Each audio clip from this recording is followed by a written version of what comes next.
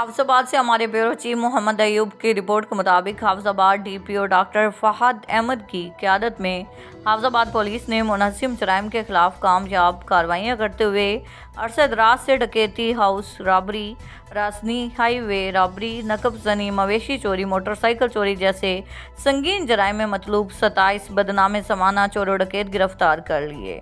DPO Hafizabad doctor Fahad Ahmad ने मुल्ज़मान से बरामद होने वाला माल मसरूका मालकान के हवाले किया।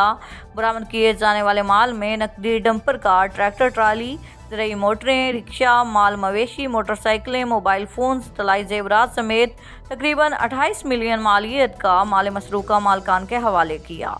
इसके अलावा कुछ अरसा से नाजायज़ असला रखने वालों के खिलाफ चलाई जाने वाली मुहिम के नतीजे में से 224 नाजायज़ असला होल्डर्स को गिरफ्तार करके भारी मिकदार में असला बरामद किया गया है। इस मौके पर डीपीओ हाफिजाबाद डॉक्टर फहद अहमद खान का कहना था कि लोगों का जान माल का तहफ़्फ़ुज़ हमारी अवलीन तरजीह है और इस अहम जिम्मेदारी में हम कोई कसर उठा न रखेंगे। हमारी वारदात हुई थी मोटरवे पे और उस वारदात में कंपनी का कैश था जो डकैती में चला गया, तो उसको 3 दिनों में रिकवर करा के दिया हाफिजाबाद पुलिस ने। बड़ा अच्छा फिल्मी काम किया और हम शुक्रगुजार हैं इसके डीपीओ साहब के और एस साहब के, उन्होंने काफ़ी से काम